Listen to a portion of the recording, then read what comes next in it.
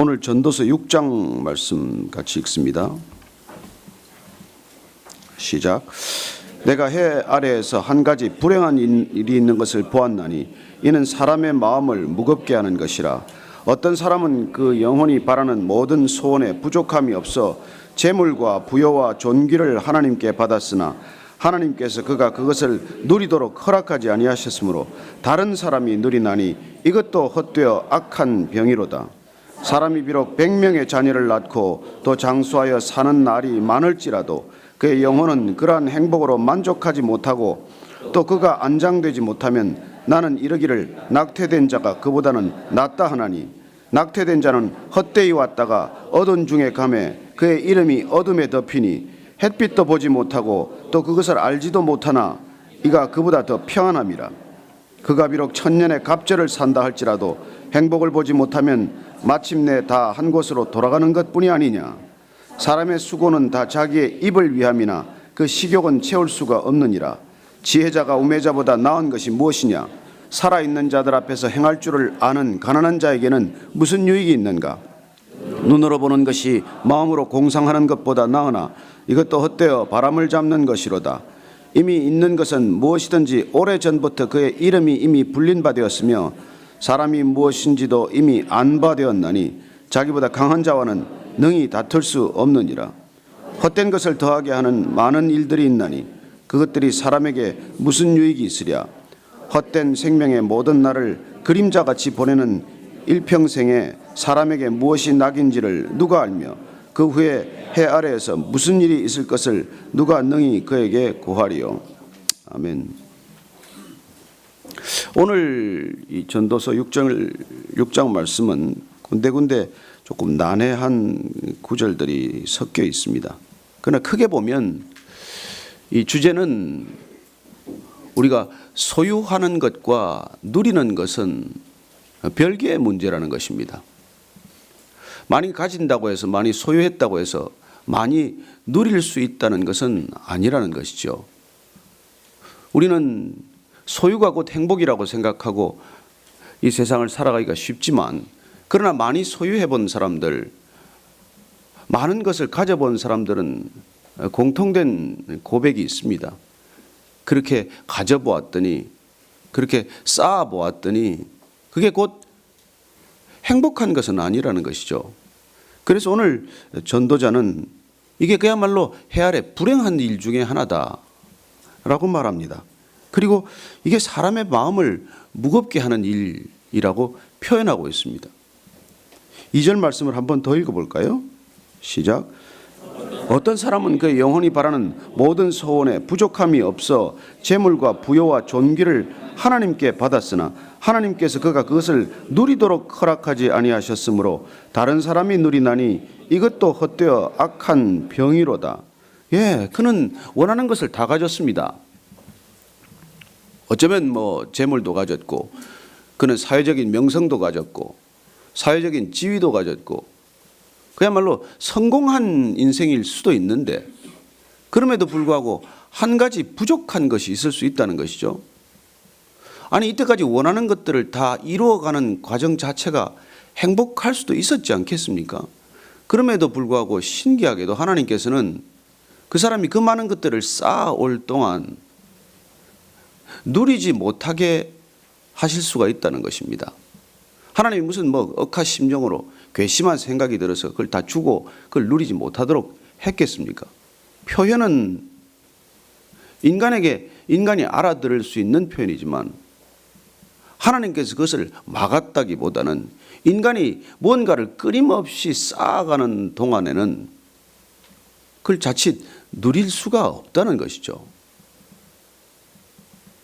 그리고 그걸 본인이 끊임없이 소유하고자 하는 갈망에 붙들려서 정작 그 소유하는 갈망에 붙들린 바가 되어서 본인이 눈앞에 있는 것들을 족함을 누리지 못하는 상태에 접어든다는 것이죠.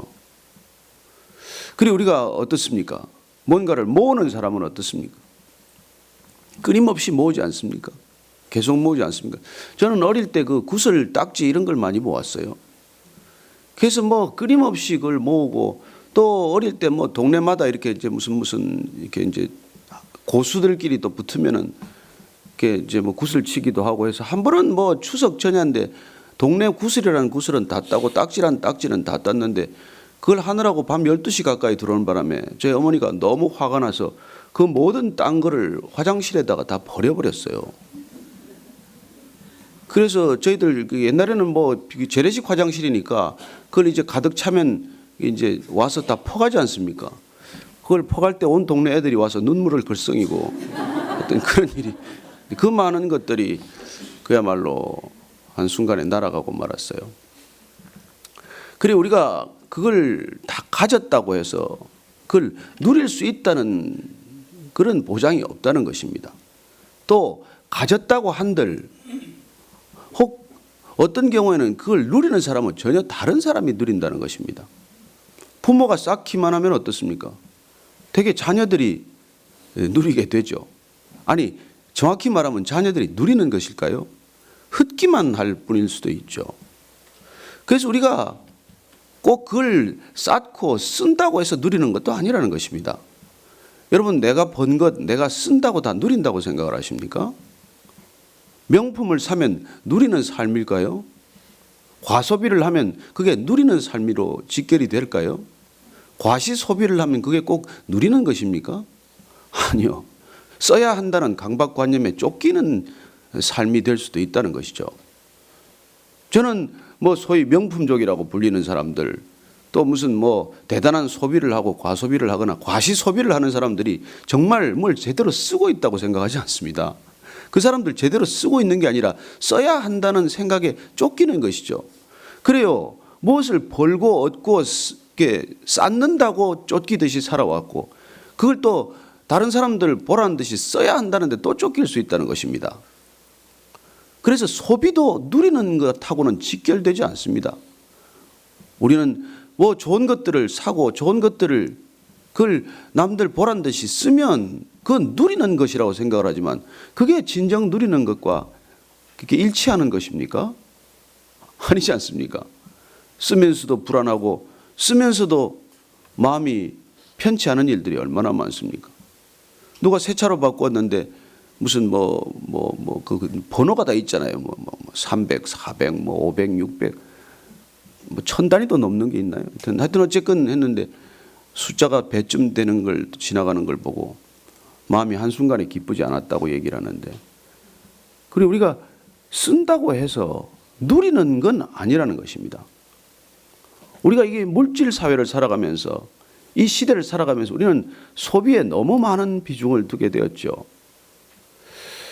그래 누군가 참 공직자가 참 뭐 이런저런 이렇게 뇌물 받은 게 많아서 돈을 좀 쓰긴 써야겠는데 쓸 수가 없는 거예요.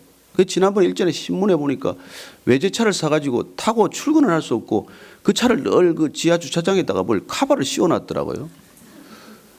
그러다가 이제 뭐 밤에 혹시 나와서 몰래 이제 뭐 타고 뭐 일산에 한번 갔다 온다든지 그 차는 타고 싶고 그렇게 공직자가 쓸 수는 없으니까 그렇게 했는데 그 아이가 그 차를 가지고 나가서 그냥 박살을 내버렸더라고요.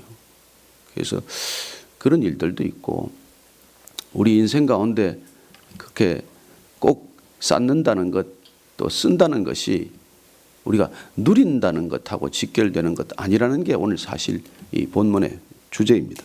그래서 오늘 이걸 하나님께서는 쌓는 행위 자체로부터 누림이 반드시 있을 수 없다는 것도 하나님의 하나의 제약이지만은 또 인간이 일컷 쌓고도 정작 누리는 것은 다른 사람이 누리는 것도 인생에 우리가 풀 수 없는 그런 신비한 일들과 같다는 것입니다. 오늘 그 말을 조금 더 강조하기 위해서 누림에 대한 문제를 조금 더 강조하기 위해서 오늘 솔로몬은 조금 지나친 표현을 들고 있긴 해요.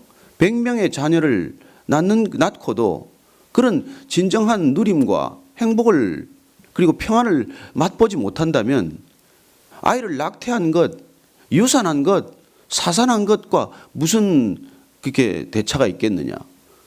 오히려 아이들 그렇게 키워놓고 늘 걱정과 염려 속에서만 살아간다면은 그 아이 무슨 사산한 게 차라리 낫지 않냐. 이 땅에 햇빛도 못 보고 그냥 돌아갔지만은 그 아이가 이 험한 꼴을 안 보고 간 게 차라리 낫지 않냐. 그런 이 표현을 하고 있어요. 그리고 또한 1000년의 갑절을 산다고 하더라도 1000년, 2000년 산다고 한들 그 마음 가운데 늘 평안이 없다면, 그리고 진정한 인생의 누림이 없다면, 그리고 우리가 어제도 인생이 선물이라는 것을 보았지만은 그런 선물됨을 기쁜 마음으로 누리지 못한다면 그것 또한 무슨 소용이 있겠느냐는 것이죠. 그래서 우리는 오늘 이 진정한 누림에 대해서 한번 깊이 묵상해 볼 필요가 있는 것이죠. 나는 하나님께서 내한테 주신 이 인생, 하나님께서 날마다 선물로 주신 이 하루하루의 삶, 이 일상, 그리고 내 삶 주변에 주신 주변의 사람들, 그리고 나한테 주신 이 소중한 직업이나 일들, 이런 것들을 나는 얼마나 누리면서 사느냐는 것이죠. 그렇습니다. 이 진정한 누림은 내게 주어진 것들을 주어진 대로 인정하는 것에서 시작이 되는 것입니다.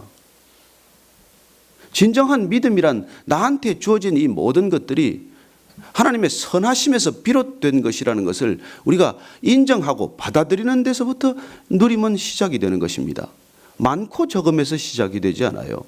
내가 생각하는 그렇게 높고 낮음에서 시작되지 않는다는 것입니다. 나한테 주어진 이 모든 것들이 나로부터 비롯된 것이 아니라 하나님께로부터 비롯된 것이라면은 하나님께서 허락한 이 모든 것들이 선함에서 시작이 되었다는 것, 그걸 우리가 인정하고 깨닫는 데서 누림이 시작이 되는 것이죠. 점점 더 큰 누림은 어떻게 우리가 누릴 수 있겠습니까? 무엇이 주어졌건 주어진 것들에 매이지 않고 묶이지 않는 데서 누림은 깊어지는 것입니다. 여러분, 이 교회도 마찬가지예요. 내가 어느 교회 교인이라는 데 묶여버리는 순간 사실 누리는 게 아니라 어쩌면 하나의 사슬과 같은 것이 될 수 있죠. 저 자신도 제가 베이직 교인이 아니라고 저는 늘 기억하려고 애를 씁니다. 나는 그냥 주님의 제자일 뿐이고 주님을 따르는 사람이고 주님에 묶인 사람이지 이 교회에 묶여서는 안 된다는 생각을 늘 하려고 애씁니다. 그리고 주어졌기 때문에 최선을 다해서 섬기긴 하겠지만은 묶이는 것과 누리는 것은 같이 갈 수 없다는 것입니다. 이 교회를 여러분들이 저는 누릴 수 있게 바랍니다. 이 교회조차도. 여러분들이나 저나 이 교회를 세울 능력이 뭐가 있습니까? 누가 이 교회를 세운다고 착각할 수 있겠습니까? 그냥 하나님께서 하시는 일을 우리가 보는 것을 기뻐하고 기뻐함으로 누리는 것이 그야말로 참된 신앙인의 길이라는 것이죠. 이걸 어떻게든지 세우겠다고 하는 행위로 우리가 치닫게 되면은 그는 한순간에 우리가 소위 말하는 율법으로 종교로 회귀하는 길이 되기가 십상입니다. 그래서 우리가 깊은 누림을 위해서는 주어진 모든 것들에 최선을 다하지만 그게 매이지 않고 묶이지 않는다는 것이 중요하다는 것이죠. 예수님께서는 결국 그 누림의 극치, 누림의 극상을 우리에게 가르쳐 주십니다. 가장 위대한 누림이란 포기하는 거예요. 가장 위대한 누림은 위대한 포기라는 것입니다. 그게 자기 부인이에요.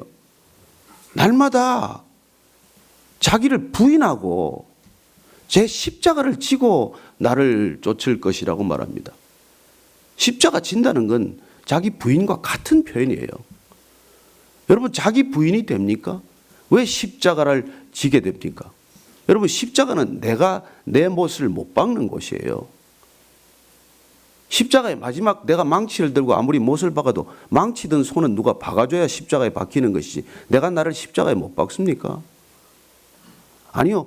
그렇게 내가 온전히 십자가를 지고 자기가 부인될 때 우리는 가장 위대한 누림으로 들어가기 때문에 예수님께서 우리를 그곳으로 초청하는 것이지, 그런 위대한 누림이 없다면 예수님께서 우리를 뭐하러 십자가로 초청을 하겠습니까?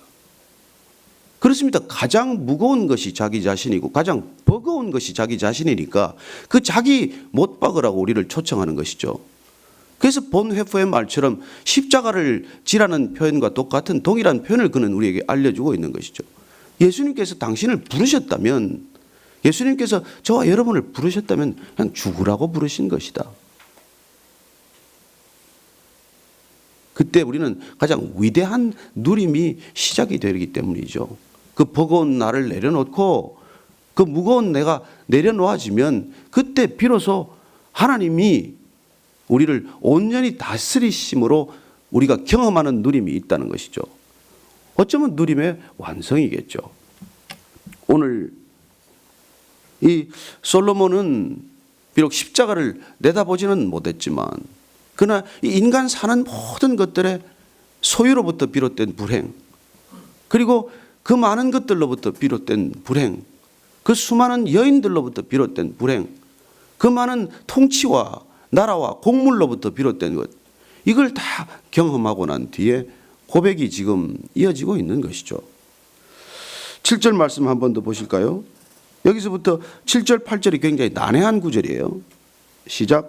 사람의 수고는 다 자기의 입을 위함이나 그 식욕은 채울 수 없느니라. 자, 먹고 살자고 하는 짓이지만은 먹고 사는데 무슨 만족이 있냐는 것이죠. 8절 말씀 보실까요? 지혜자가 우매자보다 나은 것이 무엇이냐? 살아있는 자들 앞에서 행할 줄을 아는 가난한 자에게는 무슨 유익이 있는가? 이게 굉장히 해석하기가 어려운 말이에요. 그러나 그 본문 원문을 조금 따라가 보면 가난하지만은 어떻게 살아야 하는지 아는 자가 삶에서 무슨 유익을 얻었겠나? 이런 이게 지격에 가까운 표현을 하면 그래요. 그럼 그게 무슨 뜻이겠습니까? 이게 지금 재물과 관련한 얘기를 하고 있지 않습니까? 그래서 재물 없어서 가난하다고 하지만은 그러나 어떻게 살아야 할지를 우리가 안다면 그 재물 때문에 얻는 유익이 뭐 그렇게 얼마나 크겠냐는 것이죠. 가난하고 속 편하게 사는 게 낫지 않겠냐? 재물 그렇게 쌓는 것보다도 그런 뜻으로 얘기하고 있는 것입니다. 9절 한번 볼까요? 눈으로 보는 것이 마음으로 공상하는 것보다 나으나 이것도 헛되어 바람을 잡는 것이로다. 이것도 사람이 눈앞에 있는 것으로 족함을 아는 것이 괜히 헛생각 많이 하고 무슨 끝없이 상상이나 하고 나래를 펴서 그런 탐욕스러운 삶을 갈망하는 것보다 그게 진정한 삶의 유익이 아니냐. 그렇게 끝없이 공상하고 그렇게 끝없이 욕망하는 것은 헛된 바람 잡는 것이 아니냐, 그런 얘기예요. 10절 말씀 한 번 더 읽을까요? 이미 있는 것은 무엇이든지 오래전부터 그의 이름이 이미 불린 바 되었으며 사람이 무엇인지도 이미 안 바 되었나니 자기보다 강한 자와는 능히 다툴 수 없느니라. 존재하는 모든 것들은 이미 이름이 붙어 있는 것들입니다. 사람도 마찬가지예요. 그래 우리는 족함을 안다는 것, 만족할 줄 안다는 것, 안분지족한다는 것, 그것은 이미 존재하는 것들에 대한 우리가 이 갈등을 포기하는 일에서 시작된다는 것입니다. 여기 뒤에 보니까 자기보다 강한 자와는 능히 다툴 수 없느니라. 사실은 창조주를 말하는 것이죠. 피조물들은 피조물 세계에 존재하는 이 모든 것들에 대해서 자기의 고유한 권한이 없습니다. 그게 신앙의 위대한 신앙의 출발지고 위대한 신앙이 저는 다가가는 길이라고 믿습니다. 이 땅에 존재하는 것들은 존재하는 이유와 목적과 가치를 우리가 다 알지 못합니다. 우리 이 땅에 사는 사람들의 그 사람들의 모든 고유한 하나님의 선하신 뜻이 어떤 것인지 다 알지 못합니다. 그래서 우리가 섣불리 그 사람을 판단하지 않는 것이죠. 그걸 오늘 솔로몬은 그렇게 말합니다. 그렇게 사람들을 판단하고 정지하고 일일이 내가 간섭하는 일이야말로 전능자와 다투는 일이라는 것이죠. 창조주와 다투는 일과 마찬가지라고 말합니다. 실제 우리 삶에서는 어떻습니까? 여러분이 가족들하고 여러분들 왜 신랑이 합니까? 그 사람 나처럼 만들기 위해서 신랑이 하는 거 아닙니까? 내 생각대로 끌고 가기 위해서 애들하고도 갈등하는 거 아닙니까? 그래 우리가 정말 하나님을 인정한다는 것, 하나님을 제대로 믿는다는 것, 그건 사실 하나님이 행하시는 이 영역에서 어떤 일들이 일어나고 있는지를 다 알 수 없기 때문에 그 일들을 묵묵히 때로는 바라보면서 그 일들로부터 내가 누릴 줄 아는 것이라는 거예요. 저는 저 자신도 그렇게 가기를 원합니다. 저는 정말 47년간을 단 한 번도 편하지 않게 살았어요. 모든 사람을 판단하고 모든 사람을 비난하고 모든 상황을 정죄하고, 그리고 나는 얼마나 내가 예리하고 통찰력이 많은 사람인지 모른다고 착각했어요. 아니요. 보는 습관이 그랬을 뿐이에요. 그리고 믿음의 관점이란 어떤 것입니까? 주어진 이 모든 것들을 속에서 우리가 하나님의 뜻을 다 알 수 없기 때문에 그 하나님의 선하신 뜻을 그냥 믿고, 그리고 우리에게 일상처럼 주어지는 이 모든 것들을 샬롬으로 받아들이는 것, 이게 진정한 누림이라고 하는 것입니다. 이게 꼭 소유와 관련이 있겠습니까? 재물로부터 시작된 얘기지만은 재물만이 결론이겠습니까? 아니요. 지금 우리가 먹고 살만하지 않습니까? 그럼에도 불구하고 우리가 점점 더 불안해지는 것, 불행해지는 것, 우리가 불만족스러워지는 것, 이건 어쩌면 우리가 신앙에서 점점 멀어지고 있기 때문입니다. 창조주 하나님으로부터 우리가 점점 멀어지고 있기 때문에 우리는 더 많은 것을 갖고도 더 많이 불만하고 더 많이 갈등하겠죠. 오늘 그 문제에 관한 어떤 통찰을 우리에게 안겨주고 있는 것이죠. 헛된 것을 더하게 하는 많은 일들이 있나니 그것들이 사람에게 무슨 유익이 있으랴. 헛된 생명의 모든 날을 그림자같이 보내는 일평생에 사람에게 무엇이 낙인지를 누가 알며 그 후에 해 아래에서 무슨 일이 있을 것을 누가 능히 그에게 고하리요. 그렇습니다. 그의 결론을 들으면서 오늘도 우리가 6장 이 본문을 통해서 우리가 그토록 많은 것을 배우고 그토록 많은 지식과 우리가 세상적 지혜를 우리가 얻어가지만, 그러나 진정한 누림의 본질로부터 벗어난다면 우리는 기껏 신앙 안에서도 날마다 누리지 못하는 신앙, 기쁨을 잃어버린 신앙, 그리고 정작 우리 자신에게 주어진 이 많은 것들도 어디서부터 비롯된 것인지, 그분의 섭리 속에 어떻게 이것들이 흘러가고 있는지를 놓치게 되는 것이죠. 상황은 쉽지 않은 나날들이지만 저는 여러분들이 그러나 그 어려움 가운데서도 때로는 포기할 줄 알고 놓아버릴 줄 알고 내려놓을 줄 알고, 그럼으로써 하나님이 이 땅 가운데 행하시는 모든 일들을 보시기에 좋았더라고 누리는 하루가 되기를 축원합니다. 예, 오늘 기도할 때 내가 붙들고 있으므로 내가 누리지 못하는 것은 무엇인가? 내가 판단하고 정죄함으로 내가 벗어난 아버지의 뜻은, 놓쳐버린 아버지의 뜻은 무엇인가? 한번 조용히 묵상하는 시간이 되기를 바랍니다.